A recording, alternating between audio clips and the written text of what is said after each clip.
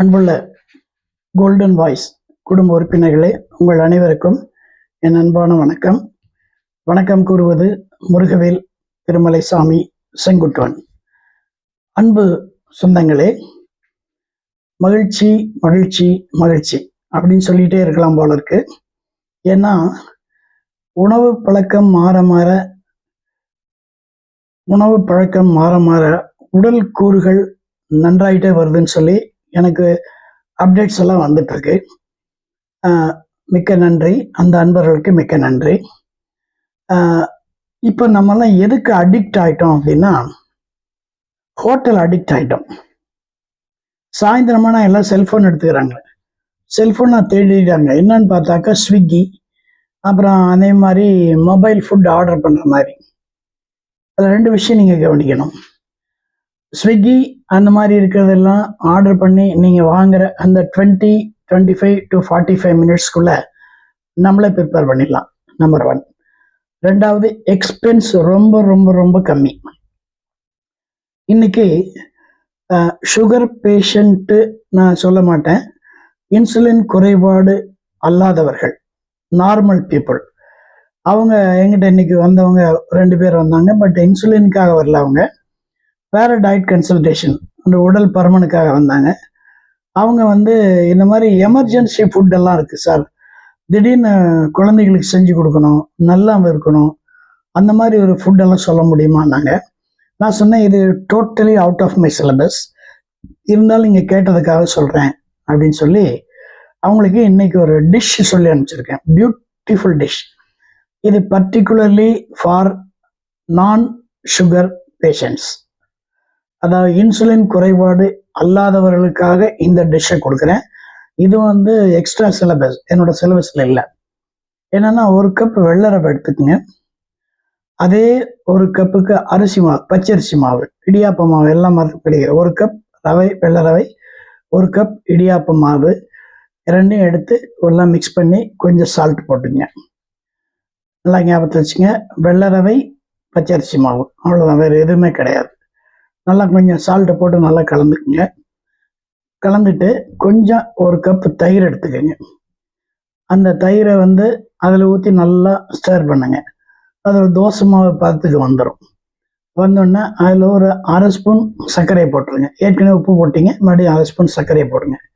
எல்லாம் நல்லா ஸ்டர் பண்ணி வச்சுருங்க.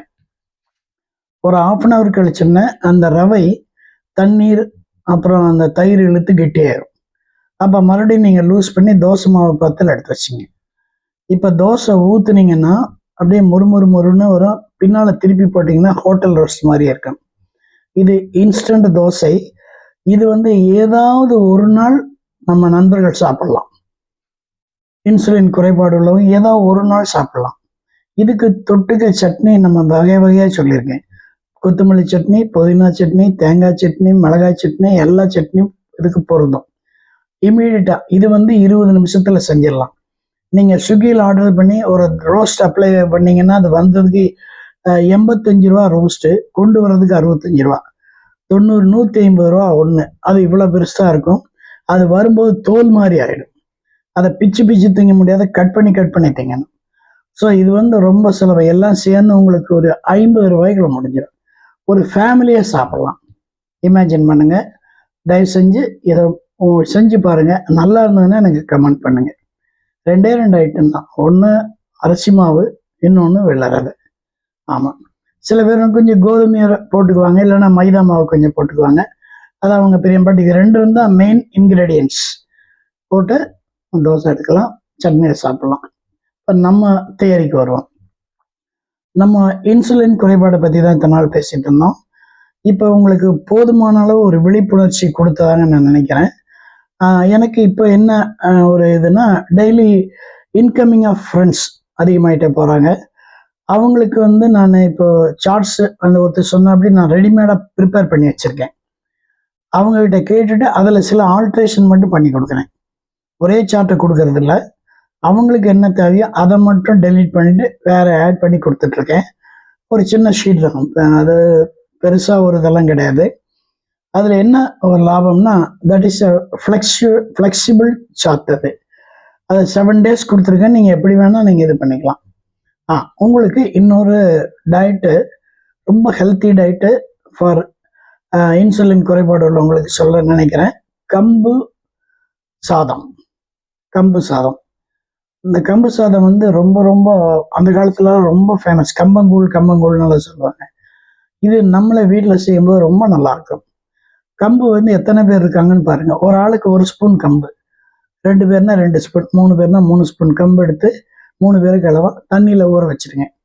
கொஞ்ச நேரம் நல்லா ஊறினோன்னா மேலே இருக்க இதெல்லாம் கழுவி எடுத்துட்டு மிக்சியில் போய்ட்டு 1-2 உடச்சிக்கோங்க. அது வந்து ஒரு 1/2 கப் அந்த மாதிரி வரும். தண்ணி நல்லா கொதிக்க வைங்க. ஒரு 3 டம்ளர் தண்ணி நல்லா கொதிக்க வச்சு இந்த கம்பு தூள் பண்ணி வச்சுங்க போட்டு கொஞ்சம் சால்ட்டை போட்டுருங்க. சால்ட்டை போட்டு அப்படியே கலக்கிட்டே இருந்தீங்கன்னா ஒரு ஸ்டேஜில் அது கெட்டியாகும். எடுத்து வச்சுருங்க. பச்சை மிளகாய், சின்ன பச்சை மிளகாய் ஒன்று எடுத்து நடுவில் கோடு போட்டு உள்ளே இருக்க விதையெல்லாம் எடுத்துருங்க. அதை கத்திரிக்கோலில் பொடியாக கட் பண்ணி அதை உள்ளுக்குள்ளே போட்டுருங்க. அதே மாதிரி வெங்காயம் எவ்வளோ பாசிபிள் பொடியாக கட் பண்ண முடியுமோ அவ்வளோ பொடியாக கட் பண்ணி உள்ளே போட்டுருங்க. அடுத்தது தேங்காய் பூ மாதிரி போடலாம், சின்ன சின்ன பல்லு மாதிரி போடலாம். எப்படி போட்டாலும் நல்லாயிருக்கும். போட்டுக்கோங்க. போட்டுட்டு எல்லாம் மிக்ஸ் பண்ணிக்கோங்க. சால்ட்டு கொஞ்சம் போட்டுட்டு 1 கப் ஆஃப் மோர் எடுத்துக்கங்க. 3/4 கப்பு கம்பு சோறு, 1/4 கப்பு மோரை கடைஞ்சி அந்த எல்லாம் போட்டதோட கடைஞ்சி எடுத்துட்டு பக்கத்தில் உங்களுக்கு ஒரு ஊறுகாய் வேணும். அந்த ஊறுகாய் எப்படி இருக்கணும் அப்படின்னு சொன்னால், நிறைய நெல்லிக்காய் வாங்குங்க, சதைப்பகுதி எடுங்க, இதில் வேக வைங்க. குக்கரில் வேக வச்சா சாஃப்ட் ஆகிடும். வானிலையில் ஒரே 1 ஸ்பூன் எண்ணெய் ஊற்றுங்க. சீரகம் கடுகெல்லாம் போடுங்க. பொரிஞ்சோன்னு இதை தூக்கி உள்ளே போட்டுங்க. கொஞ்சம் மிளகாப்பொடி, கொஞ்சம் உப்பு போட்டு நல்லா புரட்டுங்க. எவ்வளோ உங்களுக்கு காரம் வேணுமோ புரட்டுங்க. கடைசியில் இறக்கும்போது ஒரு 1/2 ஸ்பூன் கரும்பு சர்க்கரை போட்டு இறக்கி வச்சுருங்க. இது உங்களுக்கு அருமையான சைட் டிஷ் ஃபார் கம்பு. இது நீங்கள் ஆஃபீஸ் கொண்டு போகலாம். அதே மாதிரி வீட்டில் இருக்கவங்க சாப்பிட்லாம். வயிற்றில் பசிங்கிறது உங்களுக்கு எடுக்காது. இது ஒரு 3 hours 4 hours இருக்குது. அது வயிற்றுக்குள்ளேயே இருக்கும். பிளட் சுகர் லெவலில் ஹைக் பண்ணாது. அமைதியாக அது பாட்டுக்கு தன்னோட வேலையை செஞ்சுட்டு இருக்கும். உங்களுக்கு ஹெல்த் நல்லா இருக்கும். கம்பு அப்படின்னு சொன்னாலே ஒரு குச்சி ஞாபகத்தில் வச்சுக்கோங்க. அது எவ்வளோ ஸ்ட்ரென்த்தாக இருக்கோ அந்த ஸ்ட்ரென்த் அதில் இருக்கும். அந்த மாதிரி அது இயற்கையிலேயே நான் அந்த காலத்தில் நம்ம வீட்டில் அதான் சாப்பிட்டுட்டு இருந்தாங்க. கம்பங்கூழ் தான் சாப்பிட்டு இருந்தாங்க. நம்ம அதெல்லாம் விட்டுட்டு வெளியே வந்துட்டோம். அதனால வரும்போது எல்லாருமே வியாதிகளை கூட்டிகிட்டு வந்துட்டோம். ரைட். அடுத்தபடியாக ஒரு சின்ன டிப்ஸ் உங்களுக்கு சொல்லணும் அப்படின்னு பார்த்தேன். This is cold season. Cold சீசனில் நம்மளுக்கு வந்து இம்யூனிட்டி கொஞ்சம் கம்மியாக இருக்கும் பாடியில். அதனால் சில சமயத்தில் ஏதோ சளி பிடிக்கிற மாதிரி வரும். பயப்படாதீங்க. ஒரு 1/2 கப் வாட்டர் எடுத்துங்க, வார்ம் வாட்டர். 1/2 லெமன் புழிஞ்சிக்கங்க. அதில் 1/2 ஸ்பூன் தேனை போட்டு நல்லா கலக்குங்க. சிப் பண்ணி சாப்பிடுங்க. இங்கே இருக்க புண்ணு பூரா ஆறிடும். அதே சமயத்தில் வைட்டமின் சி இது உள்ளே போகிறதுனால உங்களுக்கு ஒரு எதிர்ப்பு சக்தி கொடுக்குது. ரைட். இப்போ அடுத்தபடியாக குழந்தைகள் டயட்டுக்கு வரேன். குழந்தைகளுக்கு நிறைய டயட்ஸ் நான் கொடுத்துட்டு வந்துட்டேன். இன்னைக்கு கொடுக்க போகிற டயட் வந்து ரொம்ப ரொம்ப ரொம்ப அருமையான டயட். வெறும் கேரட் ஒன்று எடுத்துக்கங்க, பீட்ரூட் ஒன்று எடுத்துங்க, இஞ்சி ஒன்று எடுத்துங்க, பச்சை மிளகாய் கொஞ்சம் எடுத்துக்கோங்க. முதல்ல கேரட்டை நல்லா கழுவி பூவாக சுவிக்குங்க. அதே மாதிரி பீட்ரூட்டை நல்லா பூவாக சுவிங்க.